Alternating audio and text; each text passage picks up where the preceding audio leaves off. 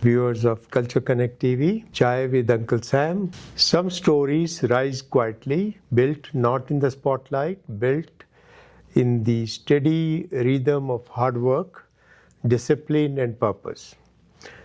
Some journeys come across borders, others come across the worlds within a person, from engineering labs in Chennai to manufacturing floors in Japan to the wide prairies of our Saskatchewan land. I have with me a very good personality whose life reflects dedication, reinvention, courage to begin again, a man shaped with public service. From a small village in Vandavasi to Oman, from Hyundai, Nissan, and then to Saskatoon, from a manufacturing engineer to entrepreneur and a community leader, his journey is a testament of resilience. Please join me in welcoming the president of Muthamizh Sangam of Saskatoon, engineer and a very proud Hindu, very proud Tamilian, and a very proud Indo-Canadian person, Mr. Saravanakumar. Thank you very much. How are you doing, my friend? I'm doing good. I'm good. Very good. I'm so happy you are here. Welcome to Chai with Uncle Sam. It's my pleasure thank you. to be here. Thank you for Mr. the invite. It's always a pleasure to chat with. Thank you, Mr. Savana. You were born and raised in a small town, Vandavasi, in a family deeply rooted in public service. That's correct. How did your parents' work shape your values growing up, and how was your initial journey? Yeah, so you pretty much summarized my thing. And my father basically a village administrative officer. Okay. So his nature of now job this is in Chennai. This is in Vandavasi. Okay, Vandavasi is part of... Vandavasi is 100 kilometers from Chennai. Okay. Just 100 kilometers, like it's in Tamil Nadu. In Tamil Nadu, yeah. Okay. Just Vandavasi, then Kanjipuram, the temple city. Yes. Then Chennai. Okay. Wonderful. So it like this. So I'm just close to that thing. Yeah. And what I have seen day to day is like problem solving. So he used to solve the problem of all the people. Like his nature of job itself, solving the problem. Helping the people, solving the problem. That is what is a nature of job. So day to day. So as a village administrative officer, he used to get up early in the morning, go to the village he served, and he meet the people, greet the people. I used to go with him sometime, and that is how I. You are very small. Very young. Yeah, it's maybe like I'm about 7, 8 years, 10 years, okay. 15 years. Okay. That stage, and alongside. My mom is also a child welfare organizer. Okay. We call it as a, whatever these days we call it as a child care. That's a government-funded organization in Tamil Nadu. And you're talking of like 30, 40 years? Yeah, exactly, yes. Oh my God. So this is deep in Tamil Nadu. Yes. And that thing is going on, children care and this and that. Even now. Even now it is going on. Under government. It's a government aided or government managed organization. All kinds of government, DMK, Congress. Anything comes, doesn't matter. Yes, this stays. But this goes on and on. Absolutely. Wonderful. Absolutely. Very good to know. I didn't know that. Yes. So even the kids, those who cannot go just before the age of first standard, like age of 5, then kids can come here and they can start learning things like that. Once they have been there, then they will go to the grade 1 or standard 1, standard 2. This KG or before that. Okay. Yeah, exactly. Okay. Wonderful. So that is the thing. So then I have seen my mom shaping up their kids along with me, along with us. Yeah. So we shaped along everything. So this is the culture, or this is the situation where I have grown, solving problem of the people and raising the kids. What memories from your childhood still guide you today? Discipline. Just take any job, do it rigorously. Just follow some basic rules and do it as a disciplined, rigorous manner, and things will happen automatically. Person should follow the basic discipline. Like, it's not getting up in the morning, going to that is one type of discipline. But I'm talking about a different discipline where following things rigorously. Graduated as an instrumentation and control engineer in 2001. What were your dreams at that time when you passed your degree in instrumentation? It's about 25 years before. So technically in India, especially southern India, once the kid has completed 10th, it has to be, the dream will fade to them saying that he has to be either an engineer or a doctor. A doctor. I agree. Because as you know it very That's much. in India, everywhere. That's in India. So I'm one of the guy has been, engineer. So because there is a reference available, there is a benchmark or best practices. I'm following that best practices benchmark. Okay, engineering is good, and fortunately, I used to deal with numbers good. In grade 10 or whatever. So then I'm just confident that okay, engineering might be the better choice for me as well. Then joined engineering, and then my initial dream is to, as everyone, get out with the good grades, go to Gulf Continental, GCC we call it as, because everyone's dream is to go and work in oil and gas. Yeah, that's the reason I chose instrumentation. That was a hot time. That is, instrumentation is a hot engineering group that time. So instrumentation and control, or electronics and instrumentation, people used to select this. Those who have got a dream of going to Gulf countries. And you had the dream of going to. I had the dream, and since my like many. So since my uncle was there actually, so then I was trying to make use of the network, and that is what the dream actually. So how many years you were in Gulf? I was there 3 years. For 3 years in Gulf, in different countries? No, only in Oman. So you were in the manufacturing sector there? That's correct. That's a glass bottle manufacturing. So what was your first experience in the Gulf? Anything different you saw other than what you were doing in India versus Gulf? It's a completely, again, it's a cultural shock. Cultural shock. Everywhere it is a cultural shock. Like, it's a lot of positive and lot of, not negative, it may be like, what do you say, they could do much better kind of thing. Like, yeah, so because as Indians, we grow, very, very, very knitted community and things like that. So that was a very good experience, global experience, working with global leaders. I got opportunity to start my career with the global leaders in the initial stage itself at the age of 23, 24. So it was a great experience, and it's a very high speed line. So the intensity of manufacturing started from the start. You talked about discipline.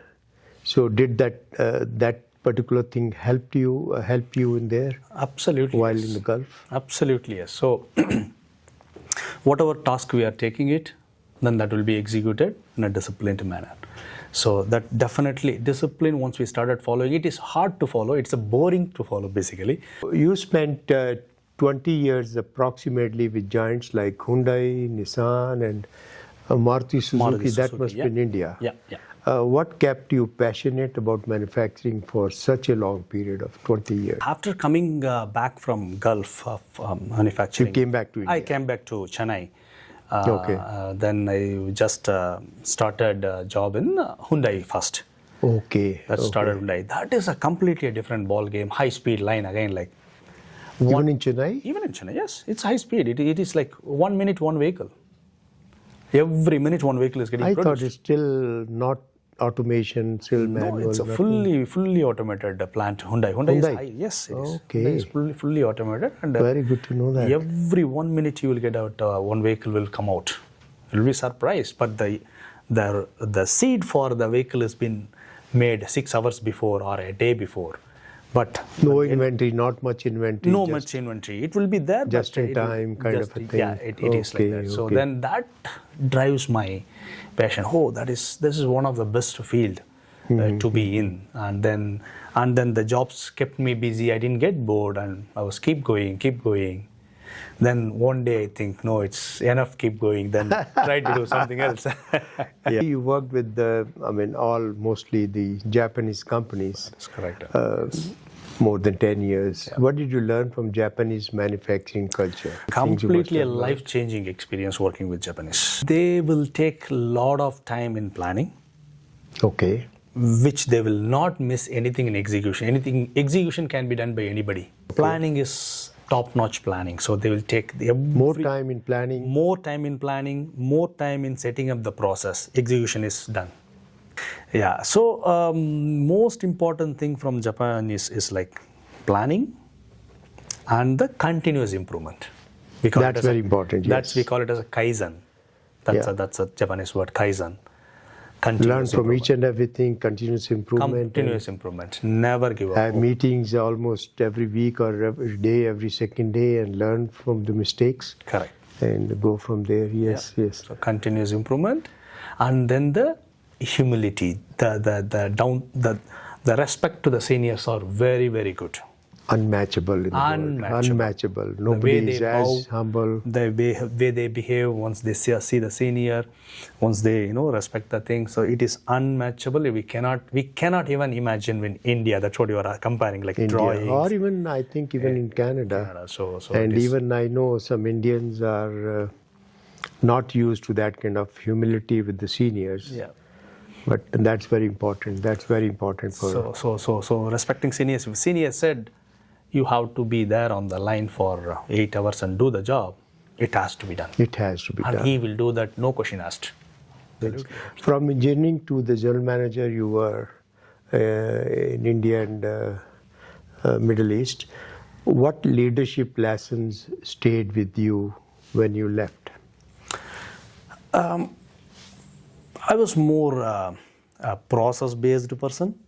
More equipment, technology, but over a period of time, we call it as a 4M management: man, machine, material, method, and money. That is what the leadership is all about. Okay. You have to manage 4M or 5M. Okay. Man, machine, material, method, money. Money. What I eventually understand in the long run, like technology is okay, manageable. Maybe AI will take care of everything, whatever, going forward. Mm-hmm. But man management is the toughest one. How is the teamwork in Japan compared to in India or Canada? You have worked everywhere. Yes, so it is kind of simple in system, but difficult to execute. That is what I said. Okay. Yes, what your manager says, simply follow. Just follow. Because he is senior, he experienced it, he knows what it is. Just follow. Follow it. Just follow, report. Okay. Anything, just report. If I do mistake, if I break the glass, then come and immediately report, I break the glass, I broken the glass. That helps the senior to work on the process, how he broke the glass. That's important. Then it is not to punish him, they will not punish. He'll say, very, very That's good. not the solution. Exactly. Punishment is not the solution. Exactly. Now, I also understand, Saravana, your work took you to France, Germany, Japan, UK, and then Oman. How did the global exposure shape your worldview, especially when you came to Canada? What it taught me is adaptability. Once we started working with multiple person, the concept which one group of people will say, like a French people will say, it may not be acceptable by the Japanese people. Because I worked with the two pieces, Renault and Nissan, so they are together actually. Mm-hmm. So somewhere something has to get adapted. Then the things will move forward. Adjust, adapt, move on, keep going.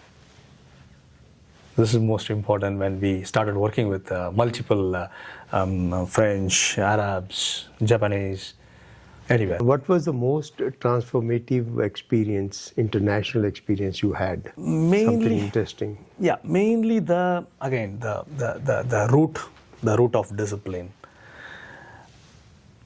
Though the discipline is getting taught everywhere, even in schools, even in everywhere, but we could see this in a developed country.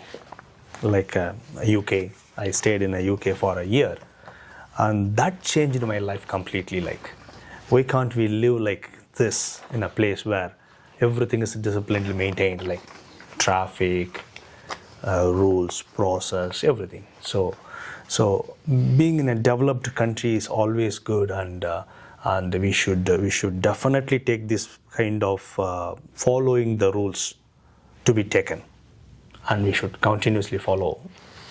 In 2021, I think you took a decision to move to Canada. That was a big decision.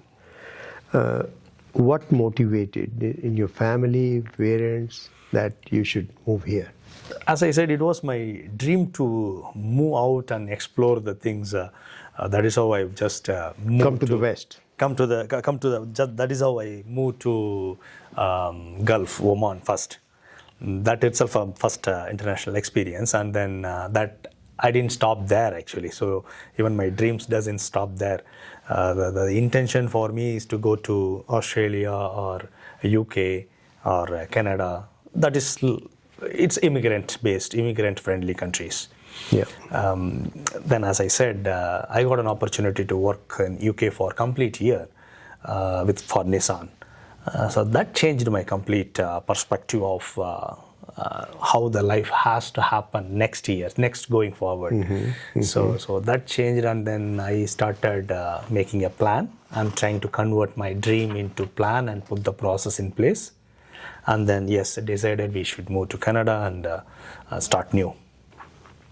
Restarting a career, you said Middle East, and then Hyundai and Chennai, and then back to UK, and it's not that easy, changing your careers many times. Absolutely. What were the biggest challenges you had, especially when you came to Canada? I know, I prepared already. So I'm not going to landing in a job of an assistant general manager or whatever, same as the position of what you had in India. So I prepared. As I said, I just pressed the reset. Ready for that? I'm ready for that. I just already pressed the reset button there. It has to happen from start. But the experience what we gain, nobody can reset that. Skills and experience, nobody can take it I am very us. strongly believing that, and I am keeping that as my base, and then going forward from there. Wonderful, yeah. So that is the thing. So the most of the people missing here is like, maybe people are talking about, I did this, I did that, but you did, it's all done. What we are doing That's now. the story now. Start again. Exactly. Start again, yeah. Exactly. So starting is, yes, there is a challenge. There is a lot of challenge. Again, cultural shock will be there, which I could manage it, because I know what's exactly going to happen, and how people, in a developed country, how people, behave and react and stuff like that. So I could manage that. But starting from the start is, we should have a plan in place and go forward. If we go to the new place, yes, there is a challenge, but there is an opportunity. I fully agree with you. You explored financial segments, and you explored securities courses, Edward Jones. Why did you move towards finance for some time? Because when I analyze this, as this is a part of my planning, when I analyze what can I go and do. Yes. So the first thing is, since... And you were good in maths, numbers. You got it. That. You got it straight away. So then I was more interested in the market. I used to do trading, and I'm an aggressive derivative trader. So then I got an opportunity. Almost I was getting the offer from Edward Jones as an independent financial advisor. Then the same time I got an opportunity from Krith coach. Then there is a recommendation from my family saying that, okay, you should select that Krith coach because you are already manufacturing guy. Then yes, I did that. Yeah, but I haven't stopped there actually. Unfortunately, I could not stop there. I have to get into entrepreneurship. That's in your blood, basically. And then you started your own company, founded in 2023, just two and a half years. How do you balance construction, manufacturing, business leadership today? In addition to, you are the president of the Tamil Association. You do so many things. But the answer is simple. Answer is simple. Answer is like plan. Planning. Just plan. Plan, do, repeat. Plan, do, repeat. PDCA. Plan, do, check, act, repeat. It's a cycle. Sometimes it is difficult. It is. I'm not But you saying make it easy. We will make it. We should You'll make it easy. And That's the you reason do we are it taking smiling. Like, I know how hard you worked in the morning till you came here, and you're smiling. I'm so happy to Thank see you very much. Yeah. Thank you very much. Yeah. So that is how it is. Like we have taken the challenge. We have taken the responsibility. Yeah. It is not authority. Leadership is not an authority. It's a responsibility. Yeah. You are the president of Muthamizh Sangam, Saskatoon. What does the role mean to you? You are the head of the Tamil community, which is in hundreds of people today. Yeah, it is a responsibility. As I said, it is not an authority. It is a responsibility, and I am trying to implement all the management or leadership skills what I've learned over a period of 20 years. But it is a different ballgame because we are doing a complete voluntary service. It's completely voluntary. Completely voluntary service. There is no hiring, firing concept or whatever. Like so, it's all volunteers. We got a very good volunteers, as you know. We have got a very, very good volunteers, and because of them, it is possible. It is not possible. I'm not doing anything. Just not. It's a teamwork It's again. a teamwork. What we have learned from Japanese people. Exactly. Yeah. So, Teamwork, humility, kindness, and all that. and if they are having a problem, then I will take the bow, arrows, and ensure the work is keeping going. How has your wife and children supported your dreams? Yeah, my wife, she's basically an BCom with MFM, Master of Finance Management, and but she decided to take care of the family, so I can take care of this multiple ventures. Wonderful, yeah. So I can take care of this family, this business, and all the things. So she's taking care of more than 50%. That's more than 50%. Absolutely. That's a bigger thing what she's doing. Correct. Yeah, So then I you don't have to worry for anything else. Absolutely, just your business. Yeah. So she takes care completely. Everything is ensured at home. Then I'm trying to ensure something for the society and outside. What values do you hope your children carry forward from you, like you had it from your parents? We can look at this question as a two angle. One is to be successful, they should follow a different value. Never give up. Never give up. Do, fail. In a boxing box, yeah. It's not the falling. When he falls, is not failed. When he failed to raise, he failed. Once he raised, then he's not. Very good lesson. So then that kind of thing I need my kids to think. And as you rightly said, there is an answer in that itself. Value. Create value. What value you create to the society, to the people around you, to the people of their families. What does this mean for the newcomers who come to Canada, especially Saskatoon, and young professionals? Kind of advice you can give it to them through Culture Connect TV. Perfect. So the basic thing is like making a decision of coming to Canada is a big thing, and that itself making everyone crashing off the well, we call it as off well. But before coming here itself, just plan everything in place. Like what is your available? What is your career availability here?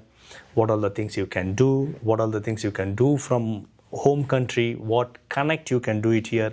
It's like this: who you are, what you know, whom do you know? So if you connect all these three, people will succeed. So try to build connections, connect with the community. There are a lot of community here. You can easily find the people in your community here in Saskatoon to help you out. Connect with them and get prepared. Everything. Get prepared for the worst condition. Then whatever happens is the best. One Tamilian dish you miss the most today? Dosa. Plain dosa. Dosa with chutney. Sambar chutney. Anything will do. Yeah.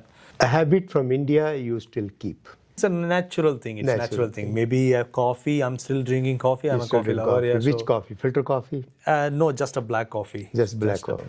A Canadian moment you will never forget. it is literally brutal sometimes. So because I landed in October. Oh yeah, okay. 2021 October, that's kind of stuff. So then November is snow. Then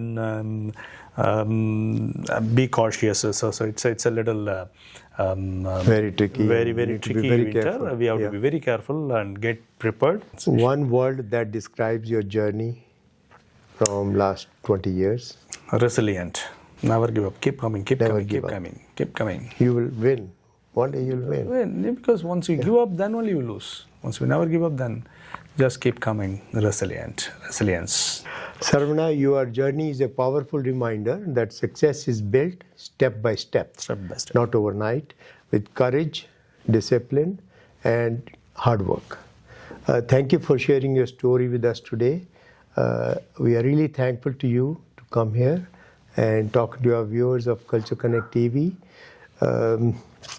Our viewers, this was Chai with Uncle Sam. Keep dreaming, keep building, keep your chai warm. And that is the end of the show. Just one line of your Tamil, you wanted to say something. அனைவருக்கும் வணக்கம். இது ரொம்ப நல்ல நேரம் uncle Jaya கூட பேசுனது.